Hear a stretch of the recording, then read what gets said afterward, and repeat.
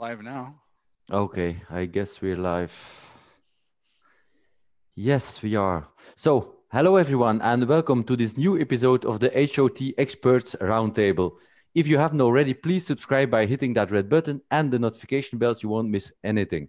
So, today we have on our panel for the moment Russ Scala, Anthony Llabres, Danny Bossa, and Waki Janjua would be coming on as well. So, how are you guys? Good to see you guys. Great. Welcome. Awesome here. Good to be here. So these guys, together with many others, are in our closed and free Facebook group TRT and Hormone Optimization Therapy, HOT. And if you are watching this, you surely must be interested. And if you haven't already, please join that group. The link you will find under this video. So first, we will have a couple of prepared topics, and afterwards, we will take your questions from the Q&A live stream chat box. So, if you value the content that is brought here on the channel, and if you want your question to be addressed, I must ask you to use the super chat option. That's the little $ in the type box. So donate $1 or $2 as a tip. So your question will appear on top of the chat box and stand out for us. So one more thing. So as you probably know, these guys are not medical doctors. So we are only discussing the topics of TRT and hormone optimization from our own experience, study of the research, and evidence-based knowledge. All the questions on female optimization will be addressed by our female expert, Angie Nichols, in our separate series called Hormone Replacement Therapy for Women. And questions directly aimed at hormone optimization doctors will be addressed in our TOT Doctors Roundtable. So, quite an introduction, and let's get started. So, first thing I wanted you to ask, guys. So, what's your opinion on how many meals we should eat a day? So do we need 6 small meals a day in your opinion, or is the other extreme of one big meal healthier in your opinion, or is there just a middle ground for most guys of us? So maybe start with Russ. Yeah, it depends. One of the things I think we all bring to the table here is that we meet 3 types of people. We meet people with a pathology that are not feeling well. They got some type of undiagnosed disease, and we've got performance athletes, either endurance or they want to build muscle, and then we've got regular folks, like us, that just want to maintain their hormone levels. Well, the anthropological research from paleophysiologists, what we're starting to glean now is intermittent fasting is becoming a real hot topic. And just from on the cellular level, we know when you combine intermittent fasting with TRT, the testosterone produces less free radical damage. So, when I was a triathlete for 20 years, I started testing endurance athletes in 1996. Very high carbohydrates, slow to recover. I was one of them. Imbalances in omega-3, low testosterone, growth hormone, and thyroid. We started the ketogenic diet in 1996 and started tracking that. And what we found was that on the cellular level, when you keep your heart rate down, you could cover great distances, sort of like we learned from the anthropologist where they did persistent hunting. We could cover great distances with a low heart rate on a high-fat diet. So what we can glean from all that right now is Upton Sinclair wrote a book in 1901 about fasting. He wrote the book called The Jungle about the meatpacking industry, and he became one of the advocates in the early 1900s for fasting and documented all the illnesses that were healed at these fasting centers in different parts of the world, and 2 of them being in the United States. So again, it gets back to like what we all talk about here. What's your goal? Do you have an illness? Do you want to maintain performance? Are you an endurance athlete, or do you need to build muscle? I think the meals you eat are going to dial in the anabolic response of insulin if you want to build muscle and increase the mTOR. Or if you're an endurance athlete, you want to stay lean and cover great distances, then the meal protein carbohydrate essential fatty acid ratio would be different. If that makes sense. Mm-hmm. Okay, who wants to pick on this? Anthony? Yeah, I think working with so many clients over such a long period of time, I think my first thing is to meet them where they are. Where are they? They all come from different places. And like Russ said, he covered a lot of ground there. And, if you start to pick apart those words, you'll start to really find the value of what he just said. It's what are their goals? Are there disease processes that you're trying to address? Are there amino acid deficiencies that need to be repleted? Like Russ said last time we spoke, the body is a pool, a reserve of resources. And when we start pulling on those resources and creating this incredible demand of maybe possibly over-exercising, overstressed, living in a sympathetic state where you're constantly in that fight or flight mode, we need to really take a really good health and history of these clients and figure out where they are and start them in a place that's not detrimental. In other words, there would be certain clients that would be contraindicated for me that to go try and force them into ketosis. Right, exactly. Yeah, which would be counterproductive to their health and wellness. There are other people that would really benefit from being put into ketosis. And then there are those like myself who prefer a cyclic ketogenic lifestyle where I'll keep my carbohydrates low during my least active days. And then when I really want a performance day, I'll strategically load carbohydrates to do that. And it depends. There are days when I want to lean out with my mineral glucocorticoid balance, where I'll actually want to be in that ketogenic state just to purge more water. And then, not in an unhealthy way, just you can see it in your face, you can see it in your body, not necessarily fat, just manipulating your water, your mineral balance. So right. Just depends on what the goals are and how skilled somebody can be with it. And it's only as good as what they can maintain. If they can't maintain that lifestyle, then what have we done for them? Not much. I think we drip the science on people. Like Anthony said, the longest guy that ever fasted he fasted and just used minerals. I forget his name, for a whole year, lost like 170 pounds. I think when people start wrapping their head around intermittent fasting, 16/8, and understanding the ketogenic diet, if we could drip the science on them and educate them, then these two things are very powerful arsenals to have, in your toolbox, because they impact so many metabolic pathways, especially if you've got an illness, if you've got irritable bowel, if you've got, brain deficiency problems, and you're leaning more towards bipolar or depression, which to me are just labels of not correcting the HPAG axis and in the gut. So, I agree with everything that you guys just said. It's spot on. Mm-hmm. And Danny, what do you do personally? So I'm not an expert in that stuff the way Anthony and Russ are, that's for sure. But I can tell you from my own experience that during the time I was training, I stopped training pretty much in September. I'm in the middle of building my home gym in the new house we just got. So I haven't trained since September. When I was training, that was at a period prior to me feeling optimized on TRT. So I was having a really hard time putting on muscle and that type of thing. So I was eating, 5, 6, 7 meals a day, just constantly eating to try to put on some size. And a couple of people turned me on to the intermittent fasting. Started doing that for a while, and I noticed that as long as when I did eat, I was eating the right things. I was eating, good protein and vegetables, all that type of stuff. I was really maintaining my size, and I was losing fat really, really, really quick. And my energy was better. I wasn't hungry at all during the day. I felt that even my workouts were better. I did for a while what Anthony was just saying about doing the carbs on training days, and then eventually I just said, no, I'm just gonna fast. I'll do my workout and I'll eat at night.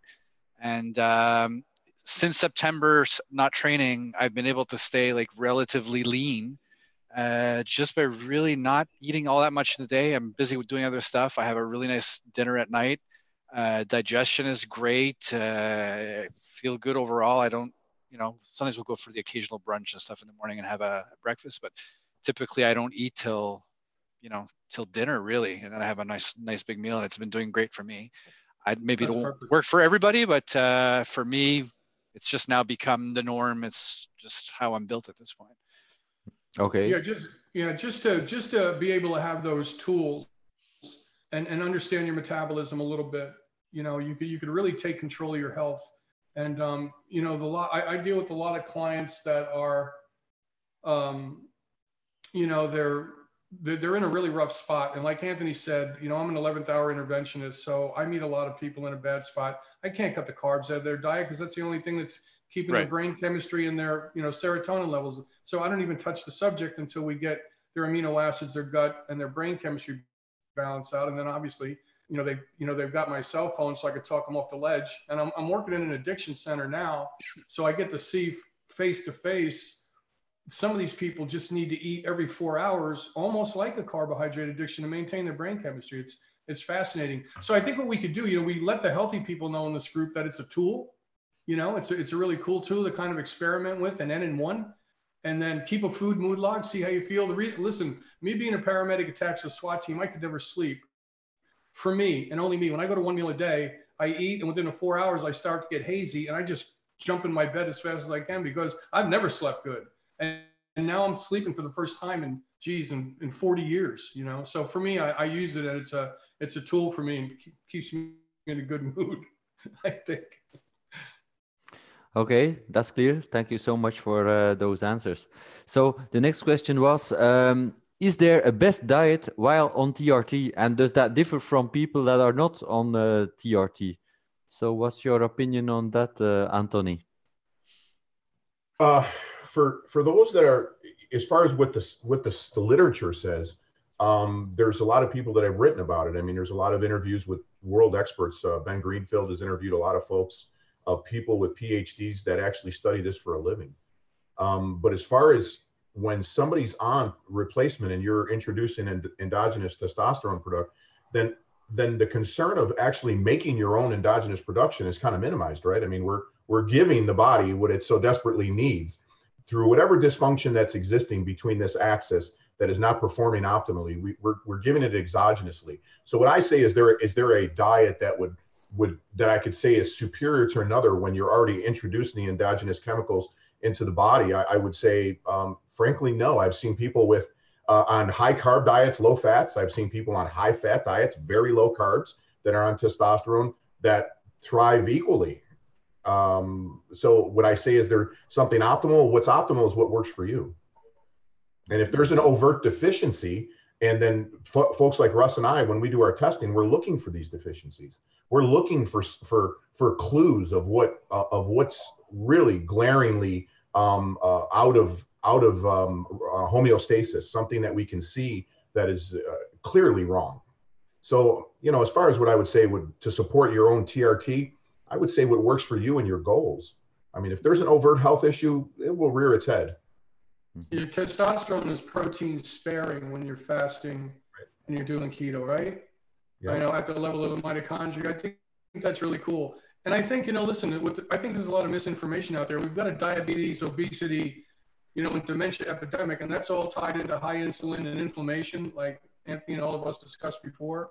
Again, having these tools in your arsenal to bring down hemoglobin A1C, to stabilize your insulin a little bit, may affect your quality of life for the next 10 years.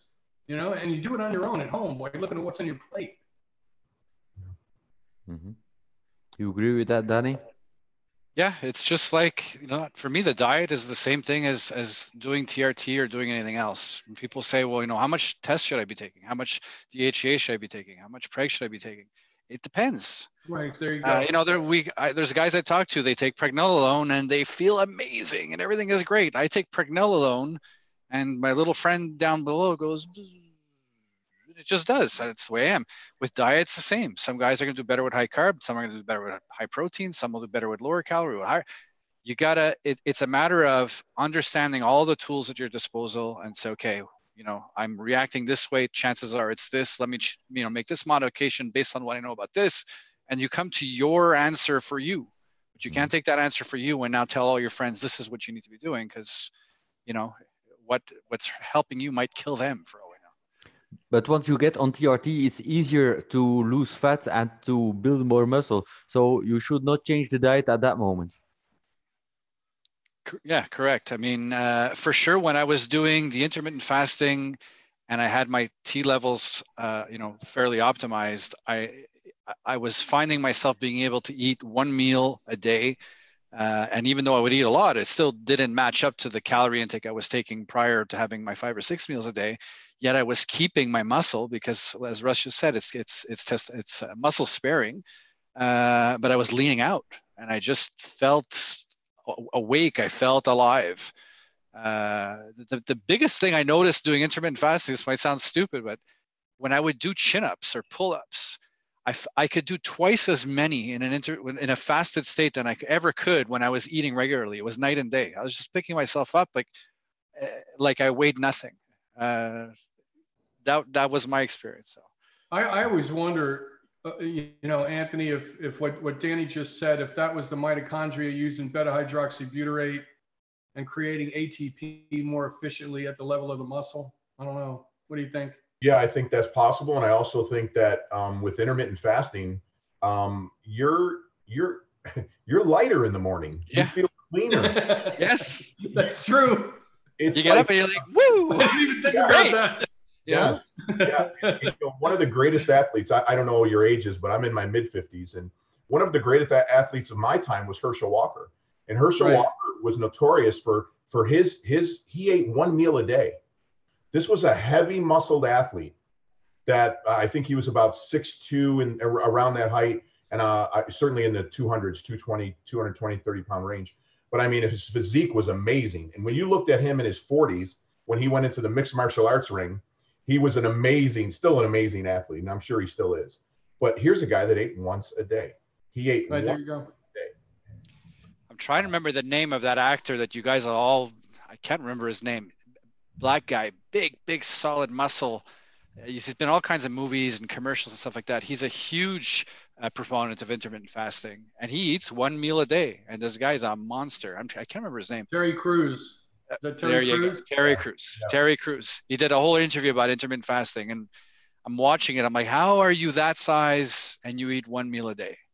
I mean, it must be a ton of food, that one meal a day, mind you. But yeah, I think that's the thing, guys. When I immersed myself in with the bodybuilders inside their community, and I was helping them when they got into trouble, I was always wondering about all those calories they were eating, their elevated insulin levels, high hemoglobin A1C, that some of them were pre-diabetic, and I'm not saying nothing. I'm like, guys, I don't know if this, and I'm thinking about the endothelial damage that's going on with their arteries from, oxidative stress. And then we know now that the AIs are causing imbalances at the lining of the endothelial lining. If your estrogen gets too low, you damage the lining. So I'm looking at these guys, and when you meet somebody and they're so jacked into their sport, the last thing I want to do is bring bad news to them. You know what I mean? But I've always I always watched that. And luckily I was in an imaging center. I had an IDEXA machine in there, and I was able to image these guys and see what was going on internally, with the body fat, the internal body fat that you don't see when somebody's ripped like that. It's kind of interesting. When you talk about stuff like the primal diet and the carnivore diet and all this type of diet, and they say, yeah, but the Neanderthal men, and they used to eat like this, like this, like that. Well, okay, but was that the best possible way that we should be eating? Who the hell knows at the end of the day? But what we do know for sure is they weren't eating 5 or 6 or 7 meals a day, regardless of what they were doing. Yeah, I think you're spot on there. I think all the proponents of the carnivore diet and strictly protein, I think the proponents like Jordan Peterson, who's getting millions of views now, he talks about it with his daughter. Yeah, I think these guys have, like Anthony said, from a functional medicine standpoint, I think they have basic food allergies. It's causing an inflammation response, damaging their gut, and all of a sudden they're going, I'm going to carnivore, so this must be good for everybody. No, it's because you had a pathology. Right. Yeah. But these guys would eat. Sorry, Anthony, go ahead. Oh, I was just going to say the inflammation. I mean, how many of us have worked with bodybuilders? There are people that just use protein shakes as their source, the whey protein shakes as their source of protein. And they have such gut dysbiosis and reflux and all kinds of all kinds of issues that we're dealing with. And as soon as you stop that whey protein shake that they drink 3 or 4 times a day, maybe switch over to a pea protein or something less inflammatory. And oh my gosh, just they just feel so much better. Cleaner is the word. Exactly. Yeah, that's cool. And their significant others don't have to deal with the smell as much either. Exactly.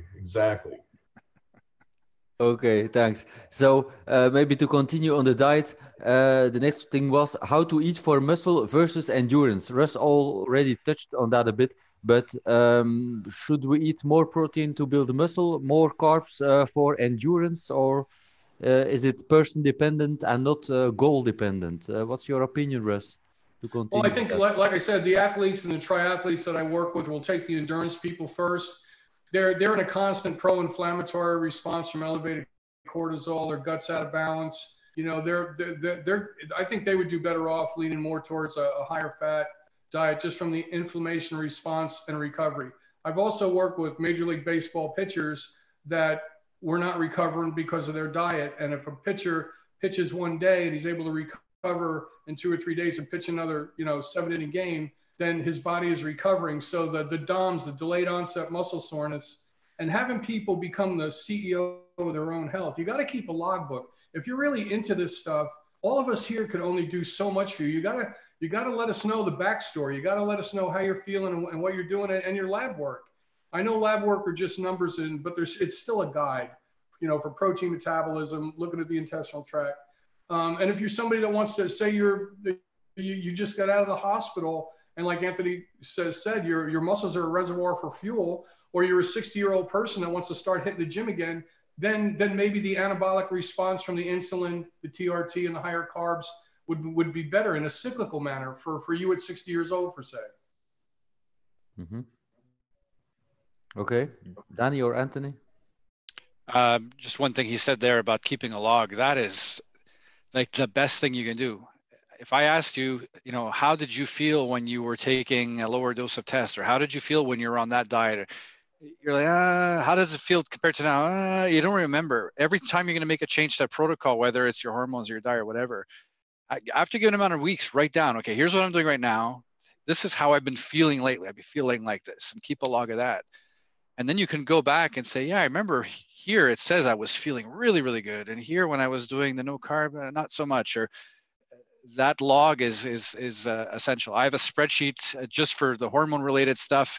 Every single ridiculous bro science protocol I ever followed. I wrote what it did, how long I did it for, here are my labs, and this is how I was feeling at the time. So then I can go back and, get a better idea of, what was working and what wasn't working. But that log that's the best tool you can do. Yeah, incredibly valuable. And with my clients, that's one of the first things when I was my full practice was full-time coaching. These are people I took for 6 months to a year. And one of the first things that we spend the most time on is actually not only the diary, but actually listening to their body. Like when you put something in the body, actually listen to how you respond to that. I know people that do muscle testing. I know people that take supplements and they'll actually put the supplement on their tongue. And they'll let the supplement sit on their tongue for 30 seconds to a minute. And they'll listen to what their body says. If there's something that doesn't resonate with them, something that seems off about that particular supplement being on their tongue, then they won't use that supplement. So these are people that are extremely in tune with their body, their sensing mechanisms are on point, and they swear by that. So, but I think the most important thing is taking that diary. Just like you said, you should be able to come to me and open up a small book and say, especially with women, the female mechanism is just very delicate. So once we get into hormone replacement with women, and do we add testosterone? Do we not add testosterone? Are they on pellets? Are they on creams? Are they on capsules? Are they on troches? All of that, to have that diary and how they're feeling symptomatically, you're teaching them to listen to their body as well. And then almost it becomes innate, second nature for them. And that I spend a lot of time on going over that with people about listening, charting how they feel, and then they'll see the connections. They'll start to tell you. All you have to do is shut up and listen. Okay. What's the difference between starvation, fasting, and time-restricted feeding? Who can make that more clear for us? Russ? Well, starvation, we could go back in history and look at, what starvation is and muscle wasting, and see that from World War II to concentration camps, and even moving forward with some of the people, that are hospitalized for, months at a time, or even what's happening in space right now. I read Scott Kelly's book, The First Astronaut to Spend a Year in Space. And I went back through his book a couple of times, and we looked at the lab work and how he was feeling on the second day he arrived home. And nobody was doing his hormonal testing. And he was in a pro-inflammatory response from being in zero gravity. And I dug down a little deeper, and I reached out to his group, and even NASA isn't talking about what we're talking about here. So, starvation, muscle wasting, the intermittent fasting, I think, is a tool to help elevate growth hormone, a tool to prevent muscle wasting. When you start, there's people that I know that are going 3 and 4 day fasts. that have severe bowel problems. That's when you start dipping into your reservoir and dipping into your amino acids, and gluconeogenesis is formed and you're converting the muscle into glucose.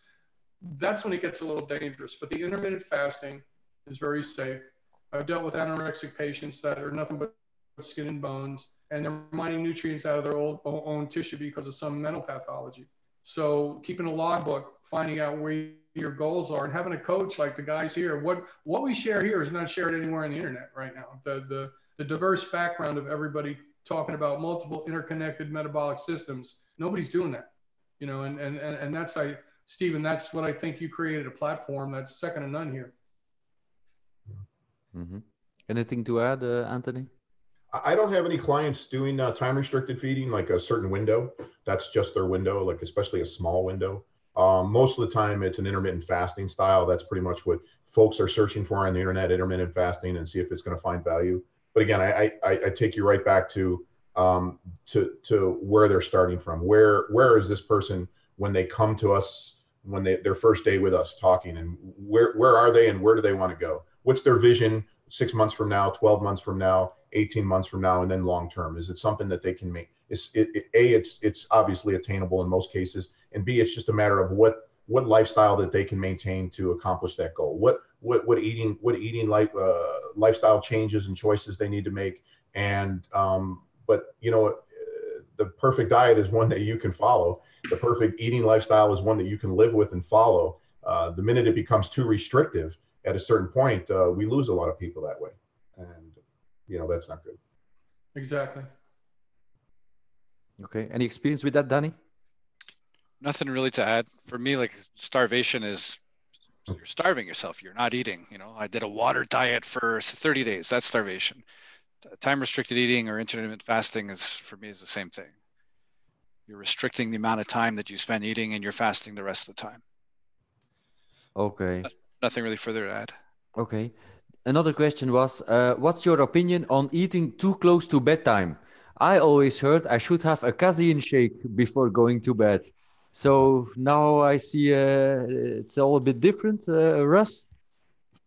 I don't know. We could take a page out of the book called Potatoes Not Prozac, and a lot of people that are dealing with mental issues need to bump up their carbohydrates at night just to help them sleep and help them get into REM sleep. There's actually 5 different levels to sleep. We know now with the research, nobody gets 8 hours straight. That sleep is actually fractionalized. And again, we go back in time and study other cultures. They would go to bed when the sun went down, and then they would get up maybe in the middle of the night, walk around, start a fire, maybe eat something, and go back to bed. So the 8-hour sleep schedule is just a myth. Like Anthony and Danny said, everything, keep it in your logbook. Everybody's sleep architecture is going to be different. If you're under stress, if you just moved, if you had a death in the family and you're elevating cortisol, it's going to compromise your neurotransmitter metabolism, and you're going to be running scenarios in your head at night. I mean, one of the things I realize with my high stress clients is when we're young, we've got, I think, monoamine oxidase, a little Pac-Man in our brain that eat up all the extra stress. And anything that happens to us after 3 o'clock with a lot of my clients, if they get pissed off, get a bad phone call, or have a fight with somebody, they start ruminating them thoughts all the way through night. And they don't have that monoamine oxidase anymore, and it's low, and they start not sleeping. And the next morning, it's just an endless cycle. And, when you don't get any sleep, that's like we use that for a form of torture, where if you keep going days on end without any REM sleep. Yeah. The lack of sleep, exactly.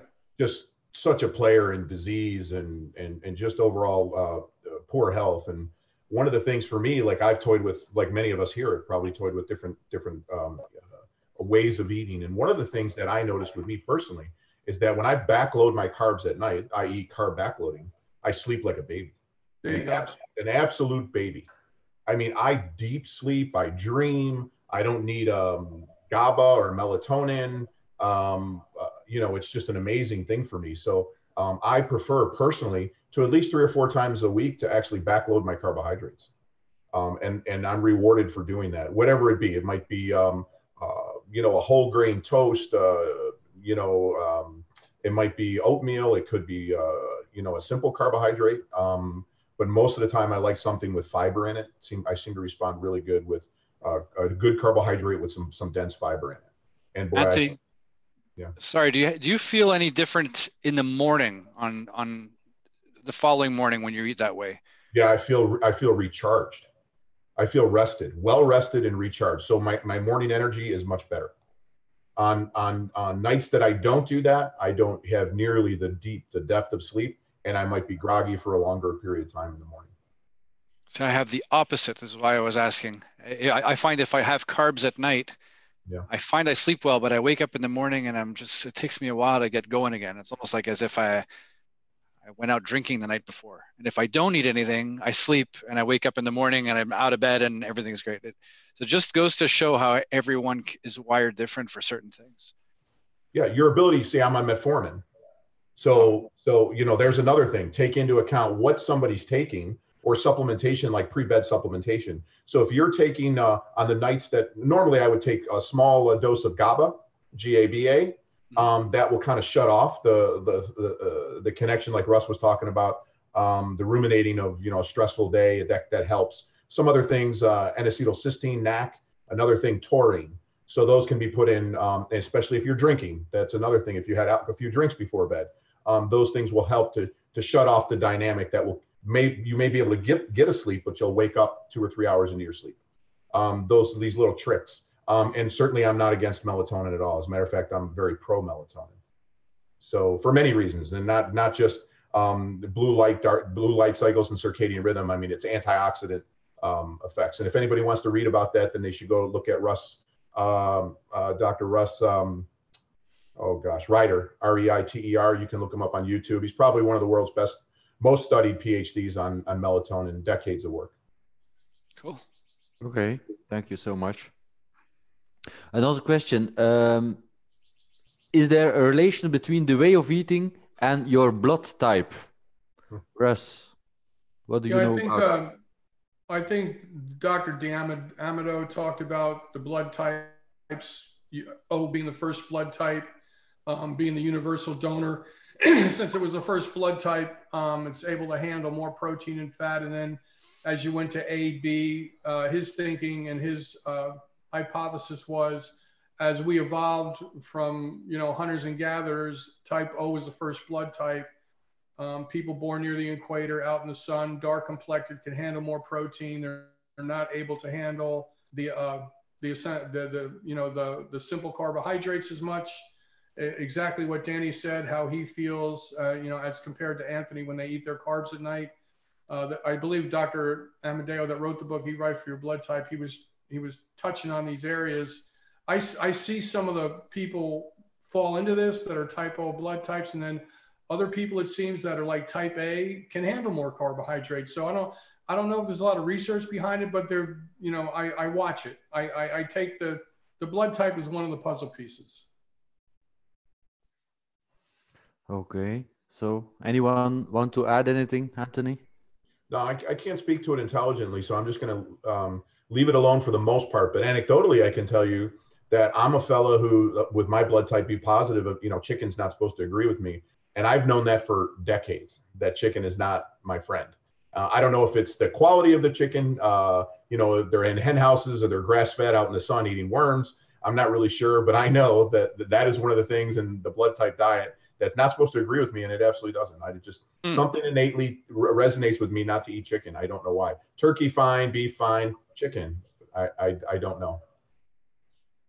Okay. I guess, Danny, you don't have any experience with blood types and diet? No, me neither. Okay. Another question was, what are the best ways to increase muscle mass, reaction time, and recovery?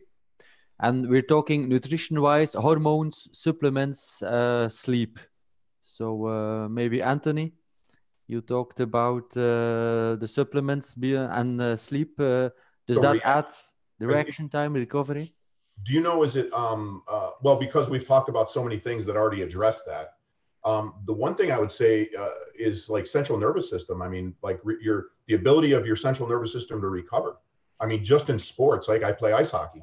Well, I know that the high level ice hockey players, that's one of the things they pay attention to, and they have wearables and dynamic tools that they use to assess the condition of their central nervous system.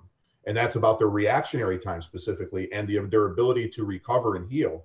So I think you're seeing that analytics really start to become invasive. It's been in Europe for a while. Matter of fact, I was just having this discussion with somebody last night. One of my sports teams just hired a coach that was a pro soccer coach from England. He ran one of the top soccer teams in the world, and he's from Manitoba, from Canada. But somehow he got into soccer and became a very big success. Well, now that he's taking over a hockey team for one of my teams in the NHL, his comments. I was watching his introductory conference, and he was going to bring all these analytics and tools and athletic recovery tools that they've been using overseas that they have yet to be used at this level here in the United States. And I'm really excited because it's my team, so I'm excited for my team. But I think there's so much validity to it. Bringing the science in, you can tell if your athlete's recovered for the next game or not. So here's an example. There's an 82-game hockey season, 82 games. Can you imagine somebody playing all of those games plus all of the practice, plus all of the flights, the airlines, the hotels, the lifestyle, and then they make the playoffs, and now you have the most rugged experience in any sports is a 16 to 20 game playoff series, playing at the highest level against the best competition in the world, and you need your athletes at peak performance. You need the best response times. You need the best conditioning. You need the best recovery. And he's bringing this to my team. So it's very exciting for me. It absolutely exists. And when you're talking about elite athletes, I think that's where you're going to see the difference. The payoff is going to be huge. Cool. Anything to add, guys? Danny, Russ? Nope. No, just understanding the neurotransmitters, metabolisms, understanding, how electrochemical messengers travel up and down the myelin sheath. What does it take to maintain the myelin sheath? I mean, this is all where we're headed. Exactly what Anthony said. What his team is going to do, we'll be able to glean for the elderly down the road, right? Yeah, absolutely. Okay, then last prepared question. Do you find someone on TRT a natural athlete? As you might know, I was accused today for being a juicer, for using anabolic steroids because I use TRT and I look muscular. So what's your opinion on that, guys? Maybe Anthony first. Well, I've been around a lot of athletes. I mean, pro and non-pro. There's just you can look at a certain athlete, male or female, and they have that. They have the it factor. They are just naturally gifted, whether for the sport that they're in. But then if you take them out of their sport and say put them a hockey player on a basketball court, and you can see that athleticism still translates. They're just athletic. They may not be a great basketball player, but they're athletic, and they can get up and down that court quickly. They can perform really well. So just saying that I'm going to put somebody on TRT, and I have many clients that are they a better athlete than they were before? Possibly, but if they don't have some athletic ability or good coordination or some of the fundamentals of, then I wouldn't say adding in TRT is going to make them all of a sudden from a poor athlete to a great athlete. I just don't see that correlation. Okay, the I know. Guy who made the guy who made that accusation. Okay. Because Steven sent me a screenshot of that this morning and it pissed me off. Okay. If the guy who made the accusation, you watching that right now. Okay. I want you to look at Steven. Okay. And I want you to look at me. All right. Steven's a lot bigger than I am. Agreed? Guess what? We're on roughly the same amount of TRT. Exactly. I'm not training. I haven't trained since September. But he trains every day. But he's on steroids. And I'm on what? We're taking this pretty much the same dose. So how do you, look at his arms and look at my arms. Okay. His arms are twice the size of mine. We're on the same dose. Do I look like I'm on steroids? No. He just trains his freaking ass off and has his diet dialed in like crazy. And I'm a lazy bastard who eats once a day. And that's the difference. So just taking a high dose of test is not going to turn you into him. Okay. It won't. You'll probably look more like me. So that accusation is complete and utter baloney nonsense. Let's just leave it at that. But a lot of people don't see the difference between anabolic steroids and juicing and just TRT, and then he calls it high dose TRT. Yeah. To get into real anabolic steroids, you're taking a bare minimum, and even that is probably debatable, 500 milligrams a week of testosterone. 500 milligrams a week of testosterone, and you're training every day, you're eating, yeah, you're gonna grow. You're gonna grow more than someone that doesn't. 400, you get a little boost. The type of doses he and I are taking, it's gonna help a bit, but it will not grow muscle like that unless you've put in the work. And he's been training for years and years and years. That's years of work. Okay, that's not AAS. It isn't. And the guys they're taking 500 milligrams and up. Typically, they take a whole bunch of other compounds as well. Because as soon as you get into the doses, let me add some aspirin, let me add a little Deca, I'll add a little Benadryl, and I'll add a little, So no. The list of meds. I think anybody confuses. Anybody that's Italians in the mob, anybody that's has muscles is on the juice, right? Yeah. So, yeah. People just don't understand. And like Anthony said, the professional athletes that I've worked with, they knew at 5 years old they had a gift. So, you could look at me today as an example. I'm building my gym. I'll start training soon. So come the spring, I'll probably be a lot bigger than I am now. And then everyone says, oh, you suddenly started taking steroids. Yeah. No, everything's the same protocol. I just happen to be lifting weights. And that actually seems to help me put on some.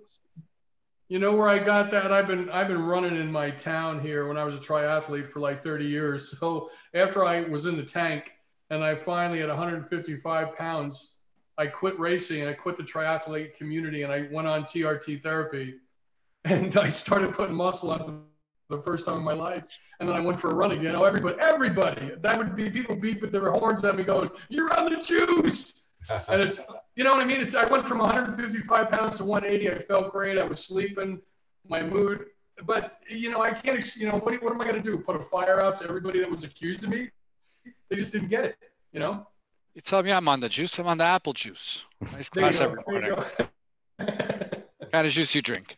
But the definition is someone on TRT still natural. You're putting back something that, it's debatable because you can have one group that'll say, well, if he's a fantastic athlete, but his hormones are deficient and that's now preventing him from being a top athlete, why should we be giving him the tools that he needs to be the athlete he has the potential of being? Maybe the champions should be the guys that are naturally optimal in their hormones.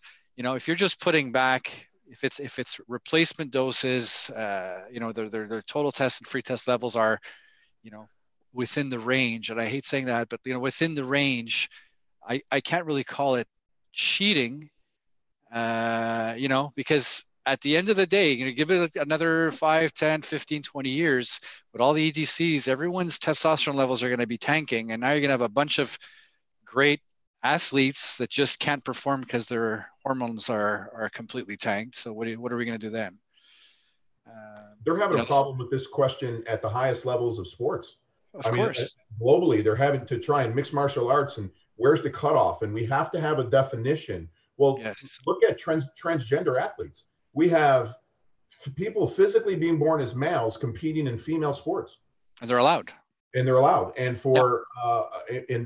obviously going through the anabolic changes, the hormonal changes with the hormone administration, and they're being allowed and they're winning competitions, powerlifting, weightlifting, distance sprinting. I've seen the sprint, the big argument about the weightlifter the other day, and this discussion going on at the highest levels of sports, global sports.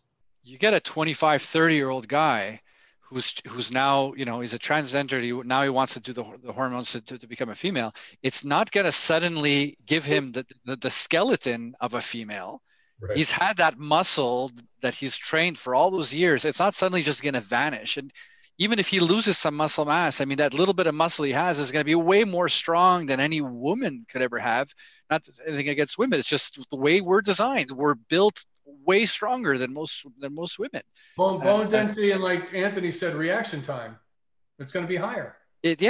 It just is. So it's like, I'm taking estrogen now so I can grow boobs and I can become a woman. Yeah, that's great. But you still have all the tools of a man. Exactly. And there's no woman that's really going to be able to compete with you if you're competing already at the high level. A guy like me is going to compete against a woman who's Olympic power lifter, that's one thing. She's got to kick my ass, you know? If you take a guy who's been training at a very, very high level against a girl high level, there's no way that she can compete with him. You know, so it's like Anthony says, there has to be a cutoff, but how do you determine what that cutoff is? You're allowed to take X amount of testosterone per week, and that's okay. Well, there's guys in our Facebook group that'll take a tiny little bit of test and their levels are through the roof. There's other guys that take a ton and their levels are mediocre. Okay, so that wouldn't really work, you know.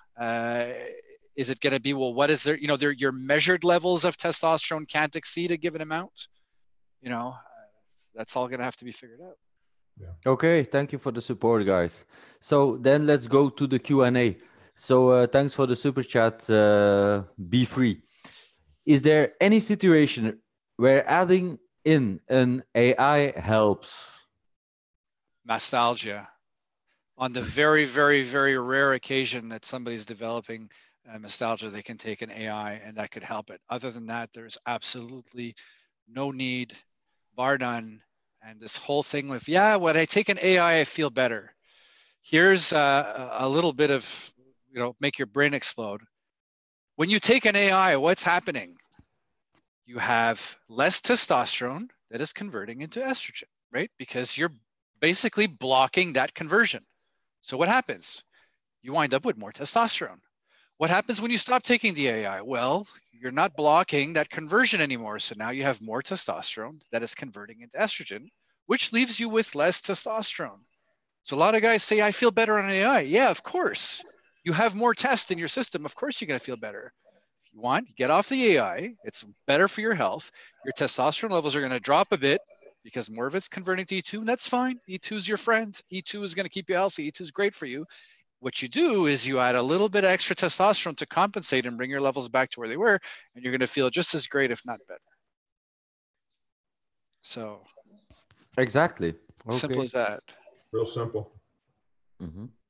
And isn't there a possibility when someone is taking TRT and is high up the dose and suddenly they get a bit of bloating, water retention, that at that moment is the TRT dose too high? Can they add in an AI then? If their low T symptoms haven't disappeared yet, of course. That'll depend on a whole number of things. So just say, as soon as I get to this dose, I start to bloat. Is it going to be because of E2? I don't think it's going to be because of E2. I think it's just going to be because of other stuff. Some people can take more than others.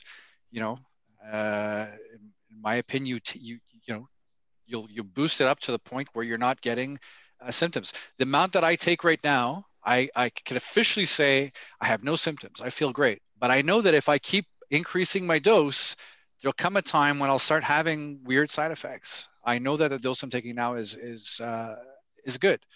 You know, if you start getting the bloating and the water retention and all this other stuff, I'd probably look into other things and not necessarily blocking your E2 is the worst. I'll say this one more time, just in case you haven't quite understood. It's the worst thing that you can be doing to yourself. Okay, the worst. Don't do it. Okay, Be Free says thank you. That's clear. So another question was about melatonin dosing, because you spoke about melatonin, Anthony, and the different benefits it gives us. I know it also anti-aging, anti-cancer, starting from certain doses. What's the recommended melatonin dosing? You know, what I see with most men, somewhere between 5 and 30 milligrams. Somewhere in that range. If I were to have to pick a range of where most people settle, I would say between 5 and 30. And just when somebody hears 30, they may say, "Wow, that's like a really high amount." What I would say is that give it a chance. Take your dose, titrate up, find out where you're sleeping well, you're waking up well and rested, and that's your number, that's your dose. It's not rocket science. We experiment on ourselves all the time. And I do test melatonin. I use urinary metabolites to test melatonin levels. And if I see somebody, when you do the cortisol testing, you'll start on a urine sample at 5 p.m. at night. And then you'll take one right before bed, one if you wake up in the middle of the night, one as soon as you wake up, and then 2 hours after you work out. You basically urinate on a strip. And then I can take the average, and then I can take the morning waking sample of melatonin, which will be just before you rise. And then we can actually see your melatonin production. And blue light has a lot to do. There's a lot of other things that affect melatonin secretion. So, but I'll already have all that data beforehand, and I'll be able to look at it and say, but quite simply, a trial dose of melatonin, and certainly titrating up and down to try and find where your optimization dose is quite safe. Can you take that long term, or does it have any effect on your natural production? Well, if you go to examine.com and you start reading the research studies on melatonin, the interesting thing is that the feedback mechanism does not appear to be impacted by taking an exogenous dose of melatonin. And I find that quite interesting because in my world, most of the time we were all saying, well, anytime you take anything, it's going to shut down your body's natural production, hormones. So I found that really interesting to look at that study, and I'd have to go back to it and open it. But that study is available on examine.com. Just go to this website, type in melatonin, and you'll find a highlighted blurb that talks about the feedback loop, and that that feedback loop is not negatively impacted by exogenous supplementation. Okay, thank you. Any experience with it, Russ?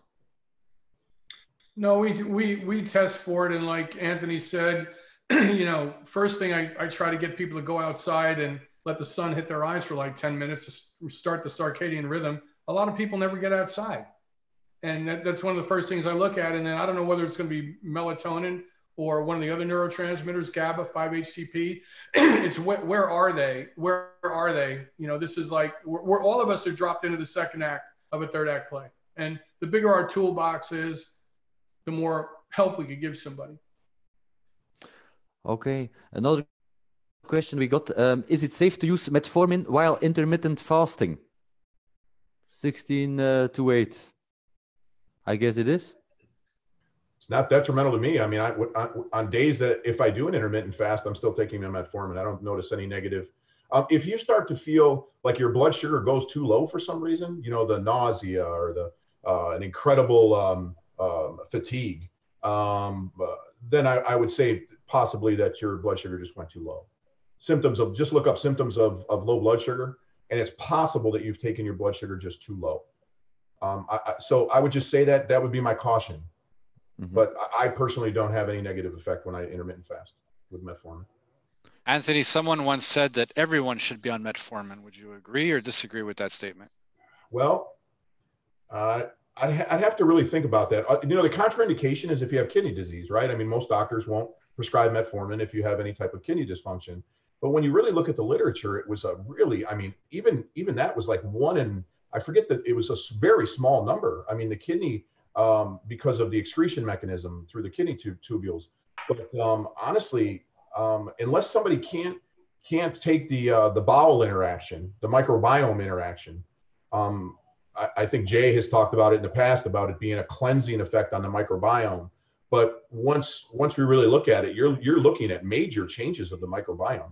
I mean, you're looking at difference of bifidobacteria, lactobacillus, Akkermansia for blood sugar control starts to rise. And I've done eubiome and biome studies on people, and I've actually looked at their data where they've had 0 species of what they call Akkermansia, spelled AKK, Akkermansia. And then all of a sudden, after 2 to 3 months on metformin, their Akkermansia is not at a nice appreciable level, and things are just performing so much better. They're metabolically much more flexible. So honestly, I mean, I get into this discussion about berberine, the supplement berberine versus metformin. God, I must have that discussion once a week.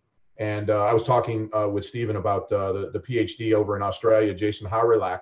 He did his PhD thesis on the microbiome, and specifically like in impacts with herbals, with berberine specifically, and how it wipes out a major portion of your bifidobacteria, which is quite dangerous. So I personally don't use berberine in my practice anymore, unless it's for very short term, say up to 2 to 3 weeks, and up to 2 grams a day. That's the only way I'd ever use it for an herbal, to address some bacterial infection. But yeah, metformin is my choice all the way. Cool. Okay. We got the same question. Actually, this was about metformin on intermittent fasting. We got the same question. Metformin during 24 to 48 hour fast. Can we do that? Is it pointless?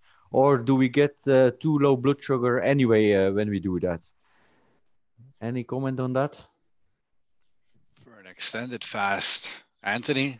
Yeah, I think Jason Fung uses that. He does use metformin as one of his avenues to work with these folks, and he does a lot of fasting. I mean, 24-hour fasts, maybe even longer. There's intermittent fast, full day fasts.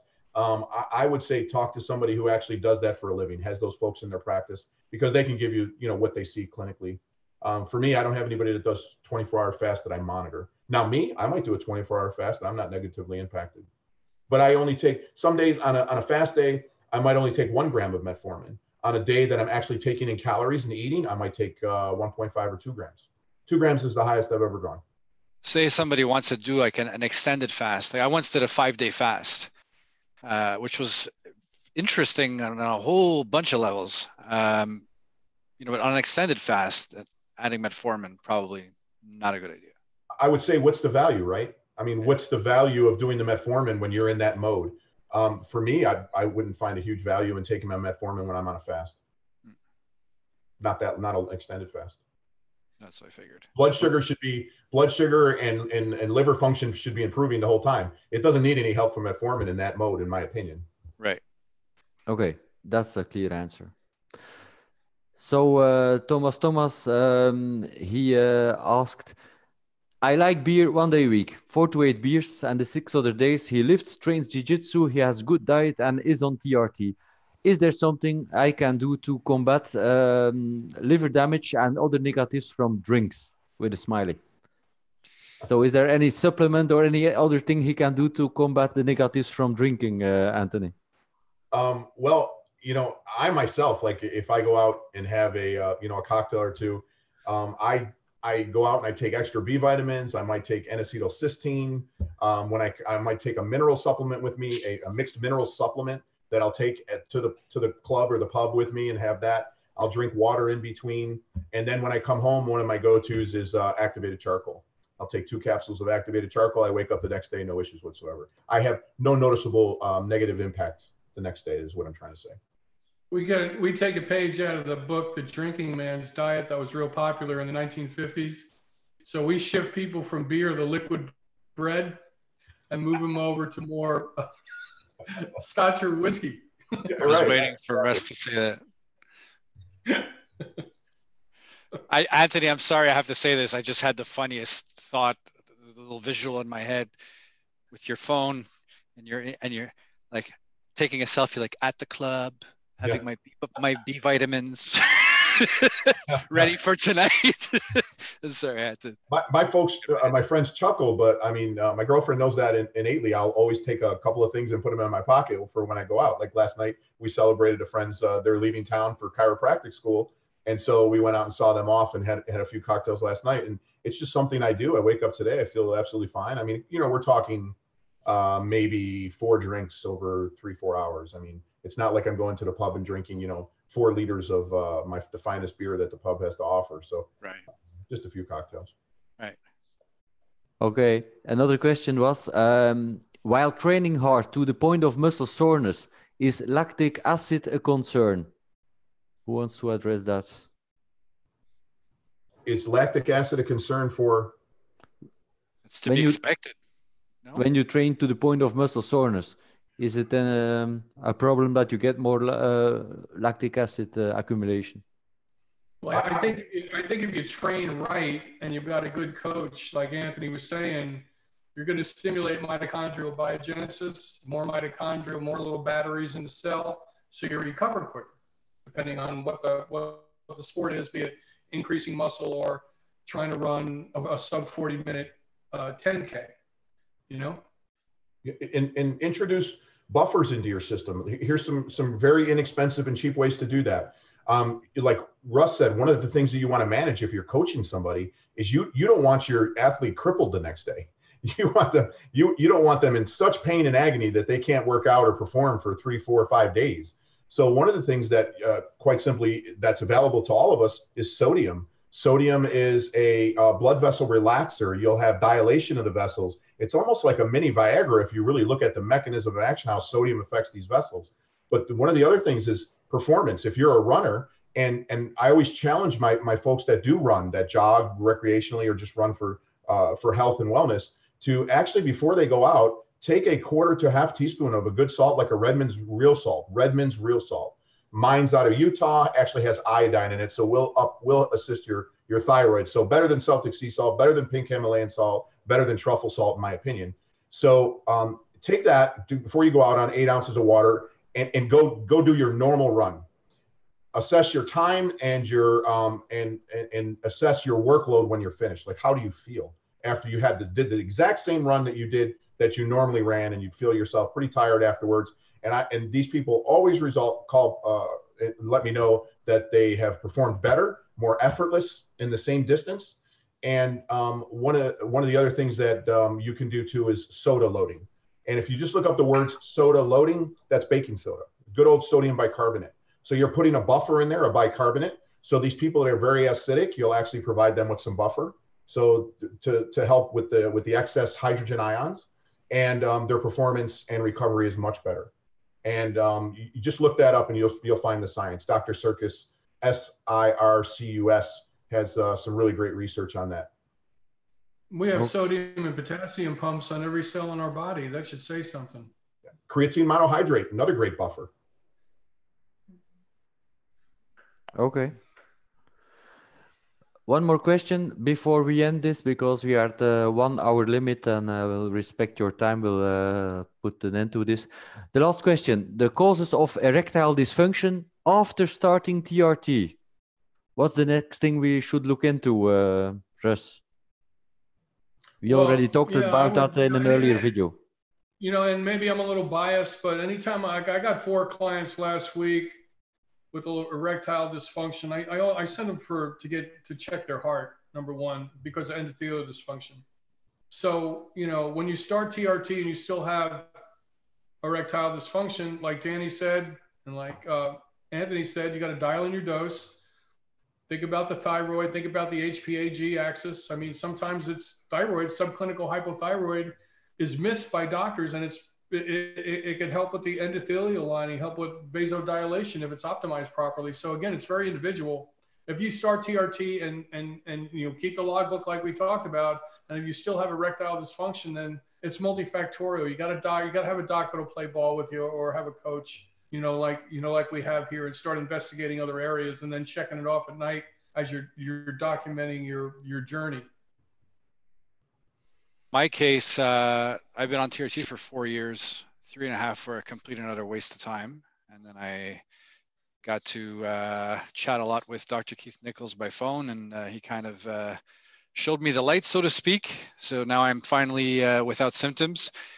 In my case, it was using doctors who were stuck on the clinical range, where they take a population of sick people and they say, okay, well, the guy in this population of 6 people with the lowest amount of test is here, and the guy with the highest is here. So this must be the range that everyone should fall in. And if you're above that range, well, you got too much, and below you got too little. And that range has been gradually going down every couple of years. It's getting lower and lower and lower. Just 5 years ago, the top of the range was 12 or 1300 ng. And now it's down to like 900 or something like that, okay? Anytime I was getting above range, the doctor would tell me, well, now you're too high. You've got too much. We have to lower your dose. And as soon as he would lower my dose to get me into those beautiful numbers that he would like to see, because he didn't give a shit about me. He wanted to see mass. He wanted to see nice, pretty numbers on a piece of paper. That's all he cared about, okay? And when I was there, he goes, see, now your test is in range. But doc, I feel like shit. Yeah, but your test is in range. Well, what the hell's the point of me taking this stuff if I feel like shit? Well, because before you were too high. So then when I wasn't around, I would start taking more. And I would call him up. I said, doc, I don't want to tell you this, but I've been taking more, and I'm like this now, and everything's great. Well, we got to do some bloods. And I'd go in. He goes, yeah, but now you're too high. And I'm like, Jesus Christ. Like, either I can inject myself every single day and not have sex, I don't see the point, or I can put myself at a level that makes me feel good, and I don't care about other people's numbers. I want what feels good for me till everything works great. So the number one thing that I'm seeing, the guys who talk to in the group, that they say, hey, I got ED or I got bad libido, and here are my labs, My doctor says I'm in range. What do I do? First of all, the whole range nonsense, get that out of your heads, take it and throw it away. Okay. Forget the numbers, forget the range. Typically, your free T is too low.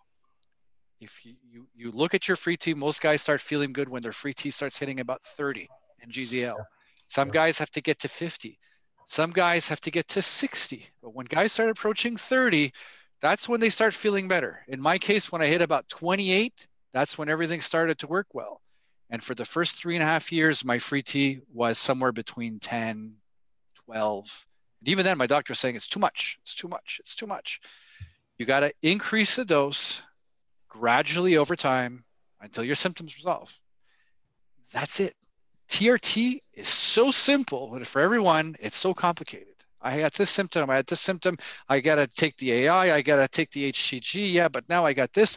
Maybe I should stop my HCG and lower my dose. And maybe, guys, take as frequent as administration as you can. You increase dose until your symptoms go away. You got ED. I bet you anything your free T is below 20. Get your free T measured. If it's below 20, add a little bit, give it some time. You also got to keep in mind, this stuff takes time to work. It's not like you take the injection like, oh, I'm ready for sex. No, this takes weeks, months, to really see the benefits of it. So if you take it, you say, well, my free T is at 15 and I've got some issues down there and I know I could probably take a little more. I'll take a little more. You got to say to yourself, hey, this might take 2 months or 3 months until I start reaping the benefits of it. Once 2 or 3 months have passed and it's still like, it's not quite so much. Well, up it again a little bit and wait and see. And you want to take the minimum amount required to resolve your symptoms. Once your symptoms are resolved, if you want to keep jacking up your dose after that, you're just asking for trouble. You don't do that. Okay, so take it. Best thing I can say is take a look at your free T. If your free T is way under 30, which I would probably have to guess it was, that's probably why you have ED. Don't start saying, well, it's because my E2 is high. Forget the E2, forget the DHT, forget the range, get your free T levels up until everything is working great. Okay. I can have, my wife isn't around. Hope she doesn't watch this podcast. I can have sex 3 times a day right now and I'm 45. Okay. I couldn't have sex 3 times a day when I was 20. Okay. Like at my free T up. That's fixed everything for me. So. I can do that too, but I got to. Yeah, I think bringing together what Danny and Russ are saying. So you're looking at the other systems too. One of the things that, like a good urologist, you want to rule out any type of problems that urology could find. You want to rule out nerve problems, rule out, like Danny said, if you just want to go through it and just do your blood testing and take your levels to these numbers and then assess how you feel. Also, one of the other things I hear about people is, oh, my libido this or my libido that. Well, okay, assess your relationship with your mate. Make sure that, there's that. I mean, that's a big issue, right? So I tell them, look, if you're a male and you go out and maybe you can't be stimulated by your mate of 20, 30, 40 years, but yet you can go out in a crowd and see a really, really nice looking, woman and be excited. And all of a sudden I said, well, maybe you don't really have a libido problem. It's more of a social relationship problem. And the other issue I would say is, which I know one of our docs would love for me to discuss, would be masturbation. I mean, if you're going to sit home and you're going to watch porn and you're going to do all these other things and you're going to masturbate multiple times a day or multiple times a week and expect to be able to perform multiple times a week with your mate, probably not going to happen. That's good, man. Now I can free up another 20 hours a week. Thank you.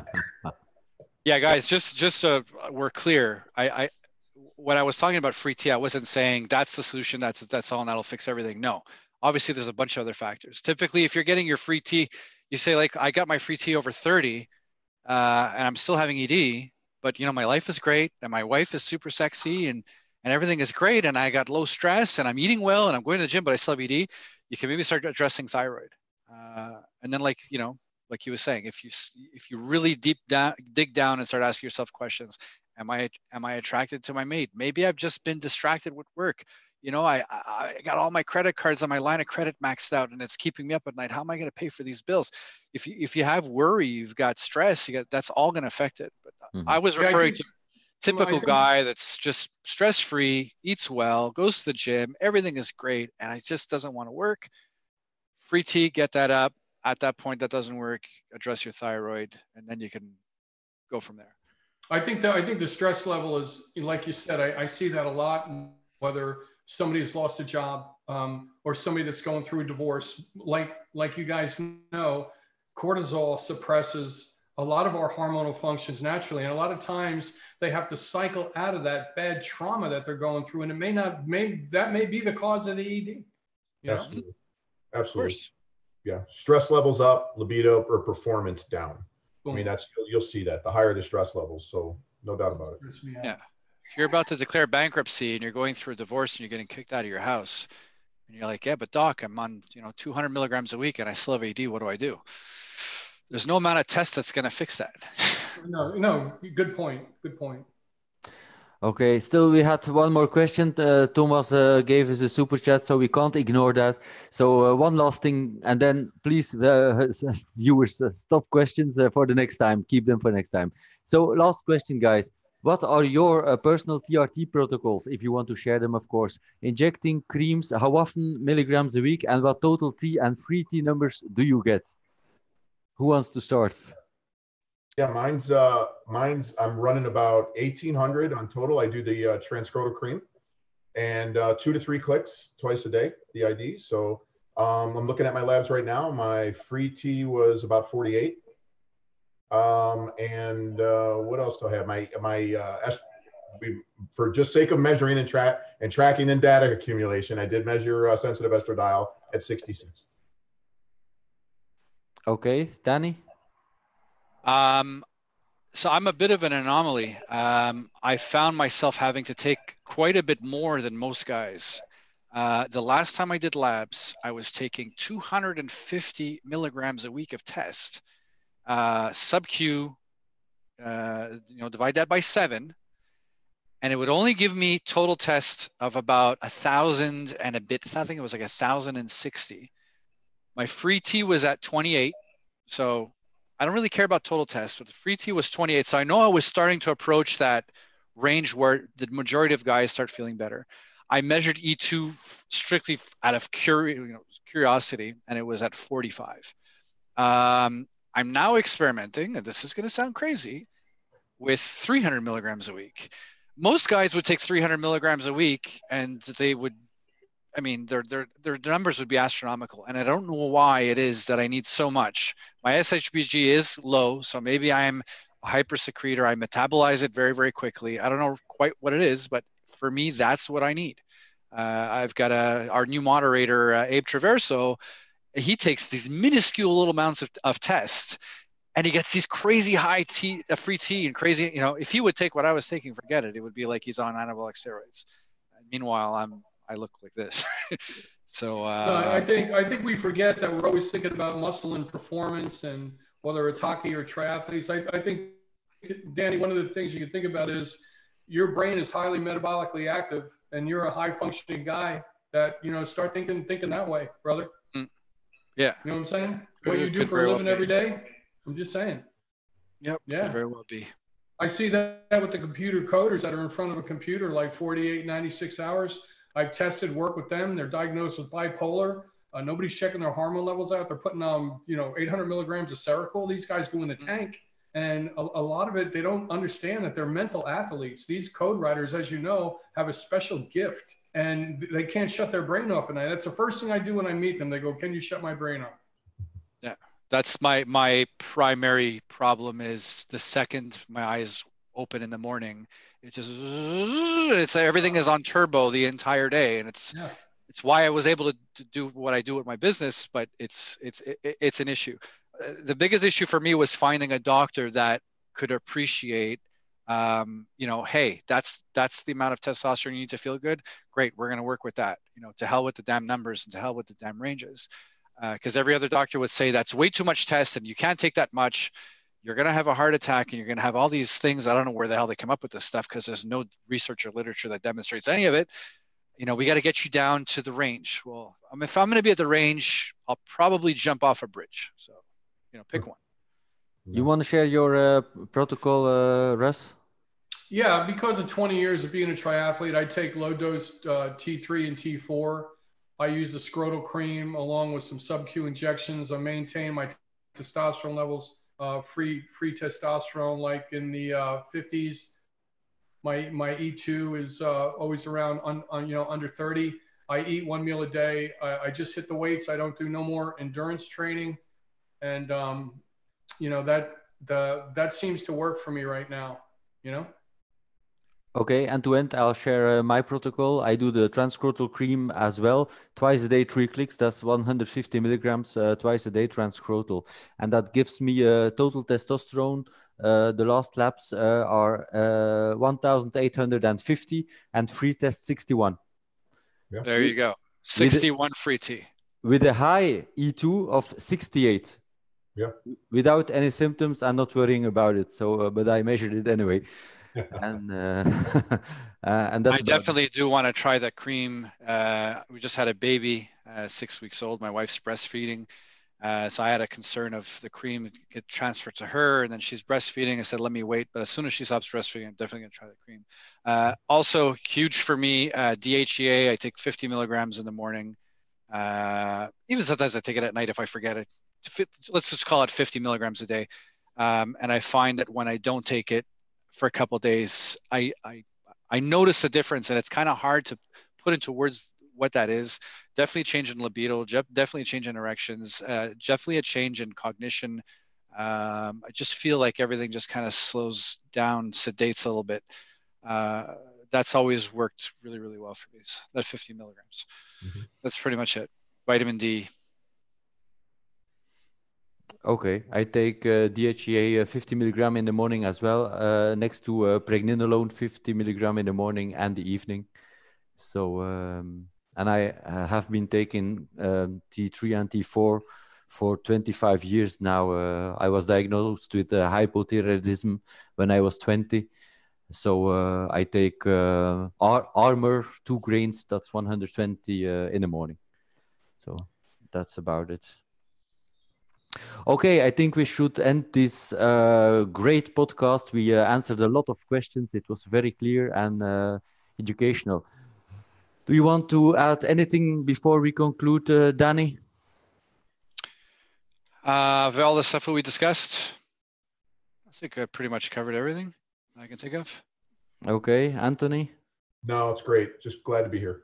Okay, thank you so much for your time. You want to add anything, Russ? Just everybody listening, if you like this, please share it with your friends and family so we can get the word out there to everybody. Okay, thank you so much for your time, guys. See you in our Facebook group to continue the good work for all the men in need that we're educating. And see you next time. So thank you so much. Have a good one, guys. Bye-bye for now, guys.